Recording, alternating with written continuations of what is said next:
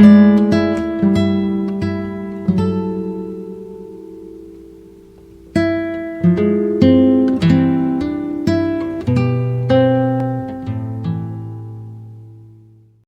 privilégio estar com vocês novamente aqui na presença de Deus. É uma honra, irmãos, poder louvar com os irmãos aqui mais uma vez. E eu peço aos irmãos que abram aí a palavra do Senhor em 1 Pedro, primeira carta do apóstolo Pedro, capítulo 2. Quem está feliz aí, diga amém. Amém, glória a Deus. Louvado seja o Senhor. Trago aqui o abraço da Igreja de Abreu e Lima. Estamos felizes cada vez mais com o crescimento da igreja. O Senhor tem nos ensinado muitas coisas nesse tempo. E cada vez mais a igreja tem sido uma luz ali onde estamos inseridos. E Deus tem sido muito bom com a gente. E glorificamos ao Senhor por isso. Todos acharam? Vai ser transmitido aqui, eu acredito. 1 Pedro, capítulo 2.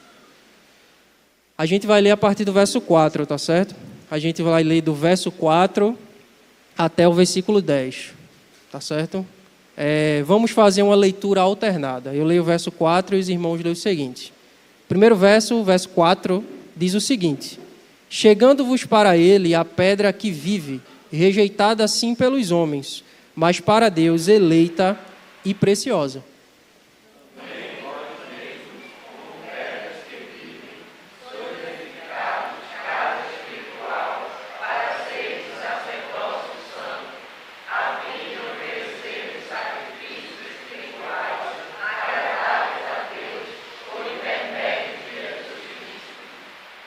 Pois isso está nas Escrituras. Eis que ponho em Sião uma pedra angular, eleita e preciosa, e quem nela crê não será de modo algum envergonhado. Para vós outros, portanto, os que credes, é a preciosidade, mas para os descrentes, a pedra que os construtores rejeitaram, essa veio a ser a principal pedra angular. E pedra de tropeço e rocha de ofensa, são estes os que tropeçam na palavra, sendo desobedientes para o que também foram postos. Vós, porém, sois raça eleita, sacerdócio real, nação santa, povo de propriedade exclusiva de Deus, a fim de proclamar as virtudes daquele que vos chamou das trevas para a sua maravilhosa luz. Vós sim, que antes eras trevas, antes que não eres povo, mas agora, pois, sois povo de Deus, que não tinhas alcançado misericórdia, mas agora alcançaste misericórdia. Vamos orar? Senhor, muito obrigado pela Tua palavra, obrigado por esse momento, podermos meditar, Senhor, no Teu precioso Evangelho. Nós queremos Te louvar e Te bendizer por Tua bondade e saber que o Senhor é santo, que o Senhor é bom. Obrigado, Senhor, por sabermos que Tu tem conduzido, Senhor, o nosso lábio e o nosso coração. Diante da Tua verdade, nós queremos Te agradecer. No nome de Jesus. Amém e amém. Todo mundo com calor, né? Mas é assim mesmo. Louvado seja o Senhor por isso. Irmãos, existe uma grande pergunta que a gente pode se fazer ao ler esse texto, o que é a igreja? Falar sobre igreja é algo muito amplo, né? E por vários momentos na história, muitas pessoas tentaram dar várias respostas sobre o que é a igreja. Algumas pessoas vão dizer que a igreja ela se resume a apenas um prédio. Quando você vai olhar, né, sobre o que se chama igreja, você colocar aí no Google, você vai ver diversas igrejas. Existem igrejas belíssimas, ou seja, as igrejas mais históricas, né, as catedrais, as igrejas que são templos, né, muito bonitos. Mas a igreja, para muitas pessoas, ela se resume a apenas isso. A templos bonitos, a espaços históricos e até mesmo como algumas igrejas nossas, né? Um quadradão em que muita gente se reúne. Outras pessoas também vão definir a igreja como um evento semanal. Ou seja, a gente está aqui no início da semana, no domingo, reunidos para alguma coisa. E as pessoas acham que isso se resume a um evento semanal. Eu recebi uma vez uma mensagem de um colega que faz parte de umas igrejas emergentes, né? E tinha lá falando sobre o que é a célula. E ele falando um pouco sobre a célula, ele dizendo, célula é um lugar onde as pessoas se confraternizam, que estão ali para se divertir e, no final, comer bastante. Para muitas pessoas, a igreja é exatamente isso. É apenas um lugar em que pessoas se reúnem para um evento como qualquer outro. As pessoas acham e definem a igreja como isso também, ou qualquer outra instituição religiosa. Mas a grande pergunta diante das Escrituras que a gente pode fazer não é apenas o que é a igreja, mas sobre o que ela está edificada e para que ela existe. E é exatamente sobre isso que Pedro ele vai escrever para os irmãos aqui. Irmãos esses cristãos que estavam espalhados sobre o mundo, e eles estavam espalhados por causa da perseguição, e eles eram marginalizados, espalhados, e eles perdiam tudo, irmãos. Eles perdiam o status, eles perdiam a forma de viver de maneira segura por causa do nome de Cristo, e perdiam até mesmo tudo que possuíam.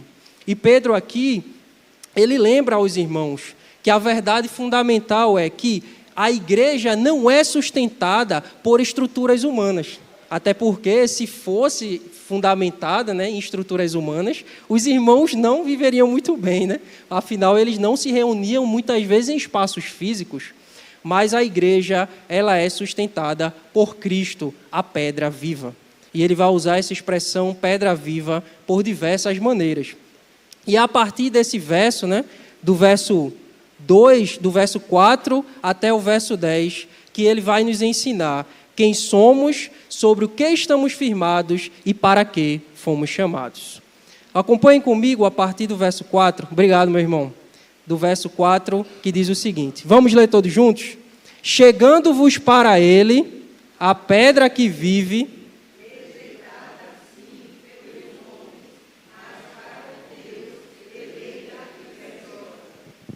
Quem chega para algo, quem chega para alguém, chega para pedir alguma coisa, não é verdade? Se você lembra aí da sua infância, a gente sempre tinha o costume, né, de chegar perto de manhinha, né? De manhinha, como a gente chama aqui no Nordeste. Chegar perto de manhinha e começar a beijar, né? A cheirar, a abraçar.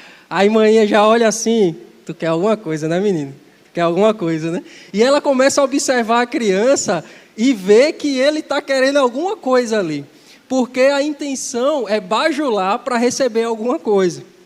Mas quando se trata do que Pedro está falando, vai muito mais além. E a expressão é exatamente essa que Pedro diz. Olha, chegue perto dele, chegue bem pertinho dele e, diante de Deus, crie ali um vínculo de intimidade. Então, a ideia de Pedro dizer, olha, chegai-vos para ele, a pedra que vive. Pedro está chamando a atenção da igreja ou encorajando aos irmãos a viverem uma vida de constante intimidade com o Senhor e constante comunhão com Deus. Uma comunhão diária, uma comunhão viva. E por que Pedro faz isso? E por que ele faz isso? E por que ele encoraja os irmãos a viverem isso? Porque Cristo vive, irmãos. A verdade é que Cristo vive, Ele continuará vivo, Ele continua vivo e continuará reinando para todo sempre. Cristo vive muito mais além do que a gente pode pensar. Cristo, Ele vive muito mais além do que conseguimos expressar em palavras. E Cristo vive muito mais além da nossa compreensão. Até porque a nossa compreensão jamais poderá explicar o que significa ressurreição. Afinal, ninguém aqui morreu e ressuscitou, não é verdade? Que eu saiba não, né? Se tem alguém, depois a gente vai conversar bastante. Mas não. E Cristo, Ele morreu e ressuscitou e está vivo. Está vivo de verdade. Por isso Ele chama a atenção da igreja, encoraja a igreja a chegar bem pertinho de Cristo, porque Ele está vivo. E é justamente por essa verdade, irmãos, os homens no pecado, os ímpios não compreenderem essa verdade, que eles passam a rejeitar a pedra que vive.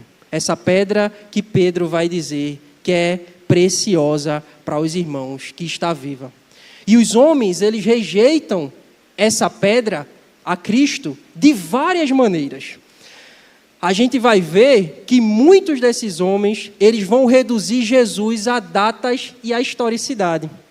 Ou seja, vai dizer que Jesus não é real, que Jesus nunca existiu, porque a data X não bate com esse manuscrito, com isso aqui, com aquilo outro. Vai dizer que na Bíblia ou na história dos judeus não existia J e vai começar a fazer uma invenção e tudo mais para dizer que Jesus não vive porque ele não é real. E aí rejeitam Cristo da história. Os homens também vão dizer que Jesus é apenas um mito como tantos outros. E aí eles rejeitam Cristo por causa disso. Outros vão dizer que ele também é apenas um homem bom. Aquele que, se estivesse aqui, conosco presente, em forma física, ganharia o Nobel da Paz. Ele é um homem bom. Ele deixou muitos ensinamentos, Jesus. Ele era um grande profeta, mas reduzem Jesus apenas a isso e nada mais. Eles não elevam a Cristo e reconhecem a sua divindade, mas eles reduzem Cristo a um homem. E o pior, e aqueles que reduzem Jesus a ideologias frágeis. Jesus, o primeiro comunista da história, o revolucionário, e assim vai. Os homens rejeitam a Cristo, mas a verdade, irmãos, é que Cristo vive. Cristo vai além da compreensão humana, e esse Cristo que está vivo, ele é prova disso na própria igreja. A gente vai ver na história os mártires que deram toda a sua vida para que a palavra do Senhor, a Bíblia, estivesse nas nossas mãos. Quem está com a Bíblia aí? Levanta. Levanta a Bíblia aí. O celular pode ser também, viu?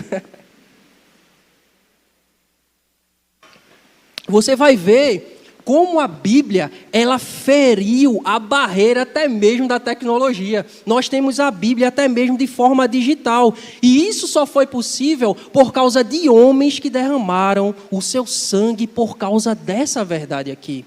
Homens apóstolos, homens, os discípulos e homens, até mesmo os missionários, tanto os antigos quanto os mais modernos e os contemporâneos, para que a Bíblia pudesse estar em nossas mãos. E esses homens são testemunhas de que Cristo está vivo, de que Cristo vive. Eles jamais rejeitam essa verdade. Pelo contrário, pelo sangue que eles derramaram por essa verdade, são prova disso.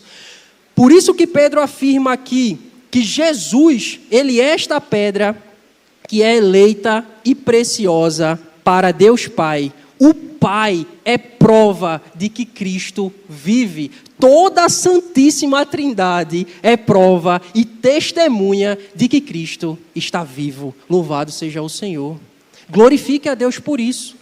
Porque podemos chegar perto de Cristo, porque essa é a verdade que está posta sobre nós. Ele está vivo nos céus, está em carne e abriu as portas para que um dia estivéssemos ou vamos estar com Ele futuramente.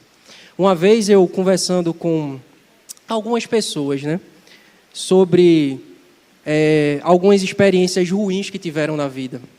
Pessoas que um dia tentaram tirar a sua própria vida. Pessoas que um dia tentaram cometer atos contra a sua própria vida. E essas pessoas, elas se sentem frágeis e fracas e até mesmo muito tristes por causa dessa situação. E muitas vezes levam essas marcas durante toda a vida por causa dessas atitudes. Umas, por um lado, vão se sentir muito covardes porque tentaram tirar a vida de uma forma em que sentiam muita dor, seja pelas circunstâncias da vida, as escolhas erradas, as coisas que fizeram durante a vida, ou consequências, ou seja lá o que for. E por querer aliviar a dor, tentaram tirar a vida. E elas se sentem covardes por isso. E outras se sentem covardes porque não conseguiram agir de tal ato. Mas se vocês chegarem para todas essas pessoas que, graças a Deus, estão vivas hoje, porque o Senhor refreou ali a mão, e perguntar para essas pessoas, o que Cristo é para você? O que Jesus é para você? Todas essas pessoas vão trazer a mesma expressão. Jesus para mim é vida. Jesus para mim é esperança. Irmãos, Cristo vive. Cristo está vivo. E nele há vida e esperança para você. Eu não sei se você passa a situação semelhante como essa que eu acabei de falar. Eu não sei se você passa situação ou já passou situação como essa ou semelhante, mas a verdade é que Cristo derramou a sua vida sobre nós, lá atrás, agora no presente e derrama para o futuro. Porque a sua graça, ela alcança o coração de todos. Por isso estamos aqui diante da sua presença, independente. Jesus, ele derrama a sua vida sobre nós, por isso estamos vivos. Se alegre no Senhor diante dessa verdade. E Pedro continua dizendo a partir do verso 5, ele diz assim também: também vós mesmos, como pedras que vivem, sois edificados, casa espiritual, para seres sacerdotes santos, sacerdócio santo, a fim de ofereceres sacrifícios espirituais agradáveis a Deus por intermédio de Jesus Cristo. Se você for olhar para a história e pesquisar aí sobre tradições, cultura, seja lá o que for, você vai ver que todo homem, ele presta culto a alguma coisa. Até mesmo um ateu. Aquele seu amigo de faculdade ou de trabalho que diz que é ateu, se você passar a observar, parar para observar as atitudes dele, você vai perceber que de alguma forma ou outra, ele presta culto a alguma coisa. Os homens, eles sempre vão prestar cultos a alguma divindade, seja ela uma divindade como a gente conhece, né, os deuses falsos, ou seja mesmo as divindades da modernidade, por exemplo, a própria fama. Eu acredito que foi no Oscar do ano passado, retrasado, eu acredito, que uma das atrizes, eu não lembro o nome, ela se levantou e disse que conseguiu aquele Oscar porque sacrificou ter filhos, a própria família. Para ela, a fama, aquela conquista do Oscar, era superior a qualquer coisa que existe na vida dela. Até mesmo o próprio Deus, até mesmo a própria família. As pessoas, elas passam a cultuar até mesmo a fama. As pessoas passam a prestar culto até mesmo ao dinheiro. Não sei se você já percebeu, depois você dá uma olhada, eu não sei se tem hoje, né? Mas na cédula do real, ele tem um nome bem pequenininho lá. Você já observou que nome tem escrito? Deus seja louvado. O dinheiro, de fato, as pessoas glorificam de fato Deus com o dinheiro hoje em dia? É difícil. O dinheiro, ele passou a ser cultuado pelas pessoas. As pessoas se tornaram cegos por muito ter. A ponto de a palavra dizer que o dinheiro, ele passa a ser também idolatria. O amor, o apego ao dinheiro, ele é muito pecado. E as pessoas, elas passam também a cultuar até mesmo o dinheiro. E o poder. O poder também faz parte dessa verdade. Porque muitos na história a gente vai ver imperadores, reis, até mesmo você olhar para a própria realidade nossa, a presidência. Homens que estão no poder e se acham demais e cultuam o próprio poder. E pessoas que idolatram o sexo, o prazer, o ter, o viver uma vida desenfreada no prazer, também passa a idolatrar. E pessoas que idolatram pessoas. E tem a pessoa central como ídolo. John Piper, um pastor americano, ele vai dizer o seguinte: se você puder ter apenas um emprego, uma boa esposa, ou um bom marido, uns 2 filhos, um bom carro, fins de semana com alguns bons amigos, uma aposentadoria divertidíssima, uma morte rápida e sem nenhum inferno. Veja o que ele vai dizer. Se você puder ter tudo isso, mesmo sem Deus, você ficaria satisfeito. O homem ficaria satisfeito. E Piper vai dizer que isso é uma tragédia em formação, isso é uma vida jogada fora. Isso é o que os homens buscam.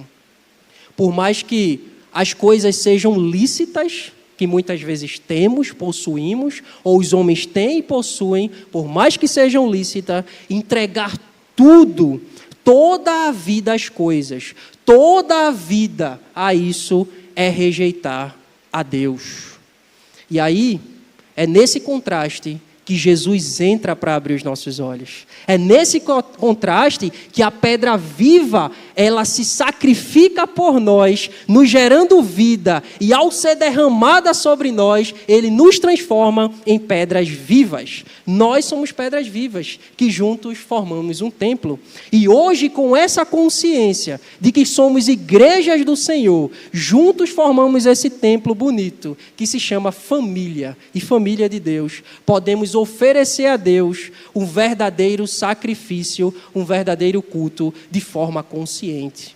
Porque os homens, eles prestam culto, mesmo sem entender, mas estão prestando culto, mas não a Deus, mas a si mesmo, a Satanás e aos seus deuses. Mas nós hoje temos consciência de quem prestamos culto. Nós hoje temos ciência de quem prestamos culto e prestamos culto ao Senhor por causa de Jesus Cristo.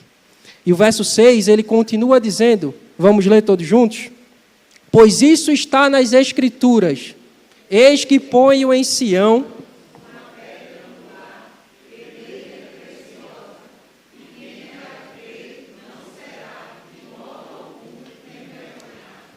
de modo algum envergonhado. Pedro aqui vai passar a trazer algumas citações do Antigo Testamento.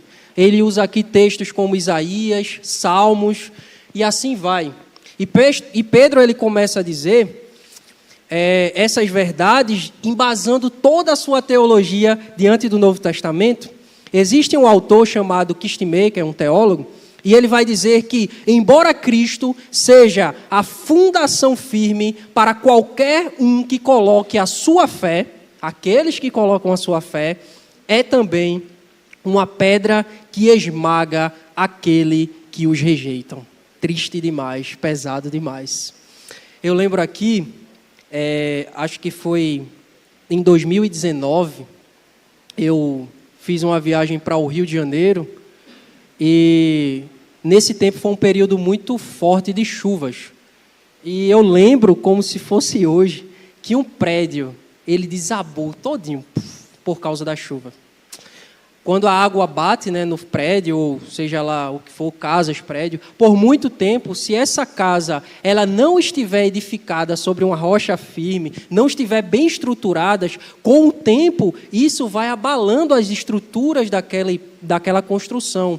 E acabou que o prédio ele não cai nem para cá, nem para cá, ele desaba assim, por completo. Quando a gente vai olhar, irmãos, Cristo, ele é esse fundamento para a igreja. Cristo é o fundamento da igreja. E sem essa pedra, tudo vai estar sujeito à ruína. E nada do que a gente possa fazer será capaz de sustentar a igreja, se não for Cristo. Cristo é o nosso sustento diário. Cristo é o sustento da sua igreja invisível. Cristo é o verdadeiro sustento. Não são os eventos, irmãos, que vão sustentar a igreja do Senhor. Por mais que devam existir. É muito massa, é muito bom a gente ter um louvorzão e várias coisas na igreja. É muito bom, mas não são os eventos que vão sustentar a igreja do Senhor. Não são eles.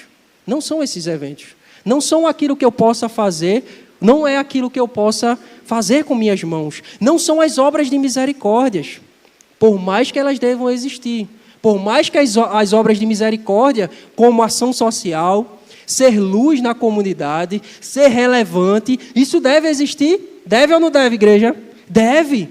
Mas não são essas coisas que vão sustentar verdadeiramente a igreja do Senhor. Porque se tudo isso que a gente faz não estiver atrelado ao fundamento que é Jesus, tudo vai à ruína. Porque passa a ser apenas atividade por atividade. Jesus é a pedra fundamental da igreja, é a base sólida, é a estrutura de todo o corpo que é a igreja. O verso 7 e 8, ele vai dizer o seguinte: para vós outros, portanto, os que credes, é a pedra preciosa. Para nós é pedra preciosa, mas para os descrentes, Pedro repete aqui novamente, é a pedra que os construtores rejeitaram. Essa veio ser a principal pedra angular, e pedra de tropeço e rocha de ofensa são estes que tropeçam na palavra, sendo desobedientes para o que também foram postos. Os ímpios, eles são envergonhados, pois não conseguem olhar para Cristo como aquele que venceu. Pelo contrário, eles veem sempre Cristo como a rocha de ofensa. Imagina, irmãos, você olhar para a própria salvação e tropeçar nela. Assim foi com os judeus. A palavra vai dizer, no capítulo 1 de João, que a luz veio e os homens amaram mais as trevas do que a luz. Os judeus, eles rejeitaram Cristo e olharam para um Cristo morto como um fraco, como humilhado, como desprezado. E esse Cristo para os homens se tornou ali pedra de tropeço. Sabe por quê? Porque quando a gente não sabe aonde construir o nosso fundamento, qualquer coisa vai servir. Qualquer coisa. Inclusive até a própria moralidade. Você olha para as pessoas que batem no peito e diz: eu sou uma pessoa muito boa. Eu mereço Deus. Pessoas que batem no peito e dizem: eu sou uma pessoa boa. Tu acha que Jesus ele vai me lançar no inferno no último dia? Pessoas que constroem a vida e a própria salvação naquilo que podem fazer, pela bondade. Aquele que recebe o Nobel da Paz, a pessoa que trouxe a paz ao mundo, e ali constrói toda a estrutura e todo o seu fundamento na própria moralidade. Isso irmãos, e isso só prova o que está posto no coração dos seres humanos. E Pedro afirma que aqueles que rejeitam a Cristo, até mesmo diante das suas moralidades, estão destinados a esse tropeço e à vergonha eterna. A vergonha eterna. Quando a gente vai fazer uma pergunta bem interessante às pessoas sempre querem dar uma resposta de escola bíblica dominical. Se você fizer, por exemplo, por que Deus rejeitou a oferta de Caim e de Abel? A oferta de Caim e não a de Abel. O que é que as pessoas vão dizer? Porque Abel deu o melhor. Porque Abel deu o melhor e Caim deu o pior. Sempre vai ser a mesma resposta. Só que João vai trazer algo muito mais além. Quando a gente vai ver em 1 João capítulo 3 e 12, João vai dizer que Caim não foi aceito pelo Senhor por causa do seu próprio coração, porque as suas obras eram más e as do seu irmão justas. O coração do homem sempre vai ter no fundo, um ar de maldade, um ar de impiedade. Até mesmo quando o homem ele faz coisas boas, a sua intenção é para a sua própria glória, é para o seu próprio louvor. Você viu? Aquilo que eu fiz foi tão bom, né? Eu levantei o rapaz que caiu de moto ali, eu ajudei ele, tu viu?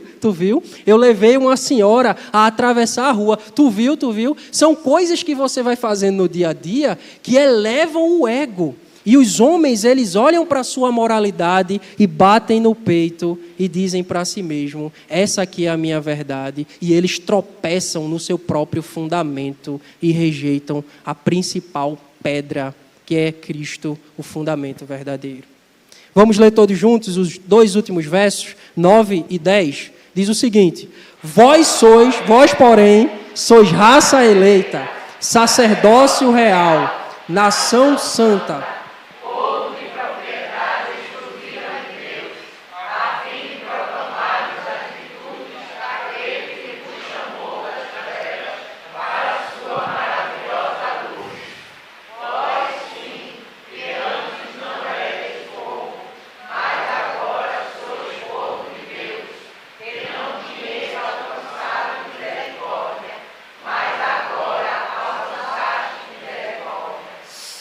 misericórdia, Senhor, que está muito calor. Misericórdia. Isaías vai dizer no capítulo 43, o verso 21, a este povo que formei para mim, para celebrar o meu louvor. O povo judeu, ele era um povo extremamente abençoado por Deus no Antigo Testamento. Se você for ver na história, né, até mesmo ali os 40 anos que o povo andou no deserto, a palavra vai dizer que as suas vestes estavam ali intactas, as suas sandálias não eram desgastadas, o Senhor mandava comida, mandava até mesmo chuva, tudo protegia da chuva, do frio e tudo mais. Você via que o povo ele era extremamente abençoado por Deus e era extremamente cuidado. Mas a verdade é que esse povo ele rejeita Cristo. Por isso, não há mais espaço hoje para um orgulho nacionalista. Não há mais espaço para eu bater no peito e dizer, eu sou brasileiro. Então, Cristo é o meu único Deus e de ninguém mais, de nenhuma outra nacionalidade. Isso era o que o povo judeu fazia. Para nós, hoje, não existe mais essa relação. Afinal, Pedro ele vai ensinar que a igreja de Cristo é a continuação legítima do povo de Deus, não por mérito humano, mas porque foi alcançado pela graça. É muito estranho quando eu vejo igrejas que tem ali o candelabro de ouro, você já deve ter visto, né? É aquele negocinho assim que tem várias coisinhas para você botar a vela em cima e tá lá no púlpito. Quando tem igrejas que tem ali bem grandão, ao invés de ser uma cruz, né, ou não ser nada, mas tem uma bandeira de Israel, bem grandona, exaltando a Israel, como se Israel fosse o povo exclusivo de Deus. Meus irmãos, o povo exclusivo de Deus somos nós aqui presentes. Todo o povo, toda a nacionalidade, todas as etnias, todas as pessoas, pardas, brancos, negros, indígenas, todas essas pessoas passaram a ser povo de Deus por causa de Cristo Jesus.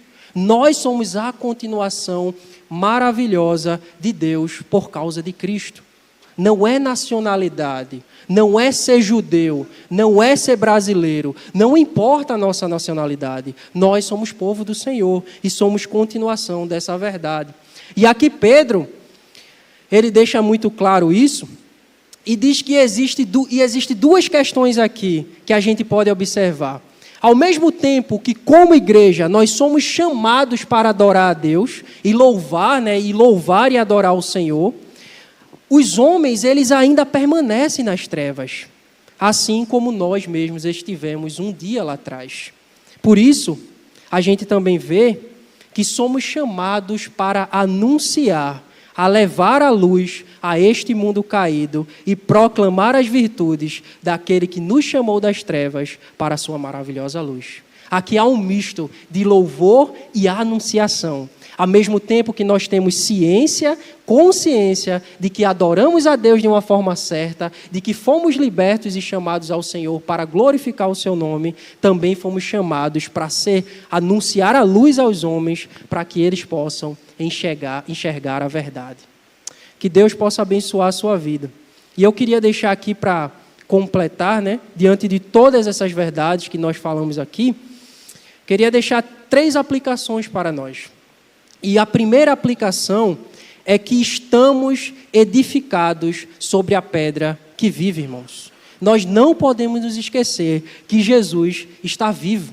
E como igreja e peregrinos nesse mundo, a nossa vida está edificada nessa pedra viva. Mesmo que em meio aos desafios diários, mesmo que você enfrente dificuldades no dia a dia, encontre empecilhos, encontre tormenta, até mesmo falta de esperança, até mesmo as crises existenciais que possam surgir. Mesmo diante disso, o nosso futuro, ele permanece firme. Irmãos, a gente não pode esquecer de uma verdade, que quando o choro vier, quando as dificuldades vier, quando as necessidades vier, quando o desespero vier ao nosso coração, nós podemos derramar todas as nossas lágrimas diante de Deus. Você viu aqui a irmã, chorando quando estava orando e conversando com Deus Pai. Essa é uma verdade que nós precisamos entender. Que antes mesmo de eu chegar para minha esposa, antes mesmo de eu chegar para um amigo e conversar, você pode conversar com o Deus Altíssimo, irmãos. A palavra vai dizer que o trono da graça está presente e nós podemos chegar diante do trono da graça a fim de recebermos graça, misericórdia em socorro oportuno. Está presente de nós. Nós podemos, diante de Deus, derramar todas as nossas lágrimas e chegar bem pertinho do nosso Paizinho, porque Ele nos acolhe com todo amor e com toda graça. Nunca esqueça, Jesus é o seu Pai, Deus é o seu Pai. Jesus, ele abriu as portas para essa verdade e estamos em comunhão com Deus. Então podemos derramar a nossa vida, a nossa esperança diante do Deus vivo, porque Ele é a nossa esperança. A segunda lição é que quem crê em Cristo jamais será envergonhado. O sistema desse mundo, irmãos, ele odeia a Deus. E ele odeia a Deus de verdade. E ele vai fazer que Deus, ele seja excluído da história e excluído da sociedade. Por isso, não se engane, se perseguiram o Mestre, também vão perseguir vocês. Não existe aquela história de que o mundo ainda não notou. O mundo nunca vai notar você, irmão, porque você é filho de Deus. Porque você é discípulo de Cristo. Lembra quando Pedro negou Jesus? 3 vezes. 3 vezes.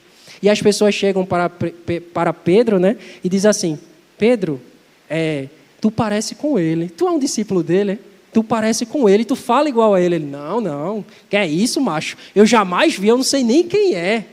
Pedro nega Jesus. Por quê? Porque ele parecia com Jesus. Os discípulos de Cristo, eles sempre vão parecer com Jesus. Então, quando você afirmar e dizer que sexo fora do casamento é pecado, sabe o que é que as pessoas vão fazer com você? Elas vão sorrir da sua cara. Sabe por quê? Porque os valores da vida passaram a ser motivo de piada. E você vai fazer parte dessa piada.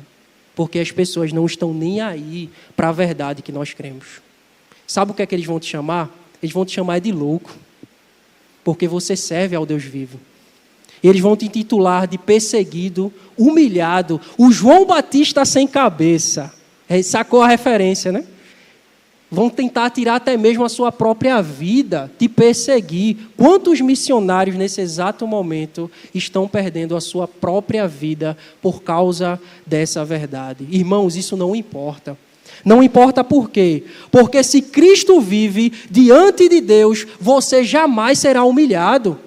Talvez humilhado perante os homens. Porque é isso que as pessoas acham. Mas diante de Deus, você jamais será humilhado. O seu nome jamais será manchado. Sabe por quê? Porque a sua vida, ela aponta para a glória de Deus. Ela vai muito mais além do que essa vida. A sua vida aponta para o louvor do Deus Altíssimo e para o reino eterno. E não, esse reino jamais será abalado. Louvado seja o Senhor por isso. Por isso estamos alegres nessa noite e louvamos ao Senhor por sua verdade. E o terceiro ponto e último que eu queria deixar para nós nessa noite é que fomos chamados das trevas para a luz. Diante do mundo caído, que está envolvido em trevas e escuridão, Cristo, ele brilhou e brilha em nosso coração. Fomos chamados a anunciar e levar a luz e ao entendimento dos perdidos, assim como um dia nós mesmos fomos alcançados. Aqueles que vivem no pecado, eles não percebem o que cerca eles, irmãos. Eles estão cegos, eles estão caminhando para um abismo e é o dever nosso anunciar a luz para que eles passem a enxergar. Mesmo que eles nos persigam, mesmo que o mundo nos odeie, a nossa função não é odiar as pessoas. A nossa função é odiar Satanás e o sistema desse mundo, mas não as pessoas, pelo contrário. A nossa função é adorar a Deus a ponto de levar a adoração a essas pessoas para que elas conheçam o Deus vivo. Por isso, fomos chamados a anunciar a luz a essas pessoas para que elas enxerguem essa verdade. Então, hoje, irmãos, que o Senhor possa nos dar o entendimento dessa verdade, o entendimento de que somos igreja e que estamos em comunhão com Ele constantemente. Vamos ficar de pé, vamos orar ao Senhor e agradecer ao Deus vivo por essa noite.